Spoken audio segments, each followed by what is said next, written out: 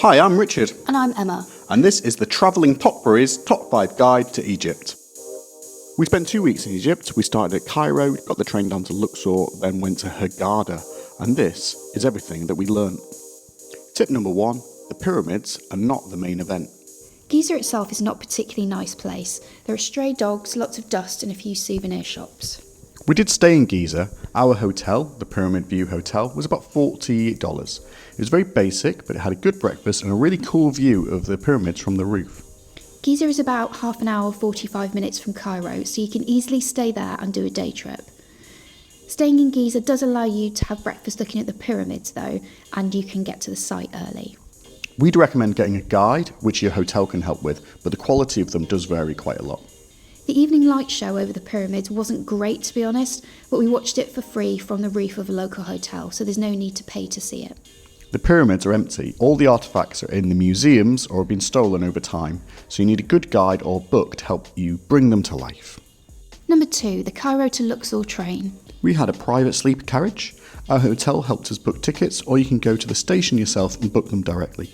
The train is quite old and dirty, but we did get clean bed sheets and a meal included. The guard changes the seating into bunk beds for you.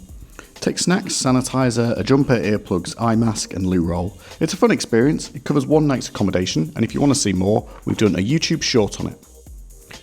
Before we continue, if you've enjoyed this video so far, why not subscribe to our channel for more tips and vlogs. Tip 3, don't miss Luxor. Luxor is a much calmer, prettier and more organised place than Cairo. We'd recommend basing yourself there rather than Cairo if you can. There are some fancy hotels, but also lots of smaller, cheaper ones right on the River Nile. We stayed at the El Masala Hotel and that was around $40 a night. We visited the Winter Palace Hotel for lunch in the garden and it was gorgeous. You can take little boats across the Nile and you negotiate the price when you get on. Ask your hotel what's a reasonable price. There's also a stop for the Nile River cruises. They looked amazing, but we ran out of time and money on this trip. Luxor Temple is at the centre of town and it's really incredible, ancient and really easily accessible. Our favourite site was Karnak Temple. We got the boat across the river and walked along the promenade to get there. The scale of it was incredible. Some of the ruins even had the original paintwork. We took a lonely planet and explored ourselves, but you can take a guide or join a tour group. It's a very organised site and much more accessible than the pyramids. Number 4, Valley of the Kings. We joined a tour group to visit the Valley of the Kings around half an hour from Luxor. It does limit the amount of time you can spend there using a tour group, but our guide was really informative. We booked it by the hotel.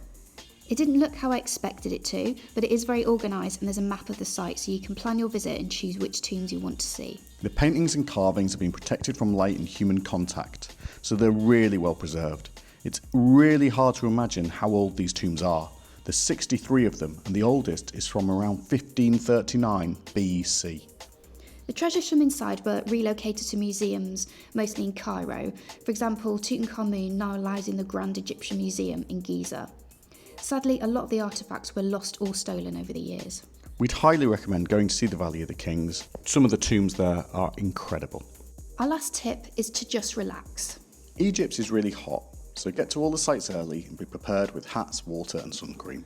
You will be bombarded by people trying to sell you things and negotiate prices.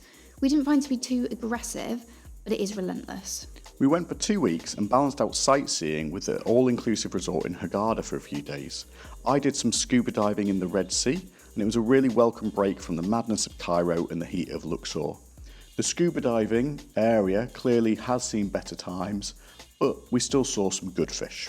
We stayed at the Bel Air Azur, which is an all-inclusive hotel. There were some sniffer reviews about it, but it was really clean, the food was good, we met lots of nice people, you can play games and there's lots of entertainment and it was just really fun. Emma really enjoyed shuffleboard. I'll put a video of her playing on the screen now. Okay, that's our top 5 guide to Egypt. We hope you enjoyed this guide, and if you did, please give this video a like and our channel a subscribe. That's bye from us. Bye. Bye.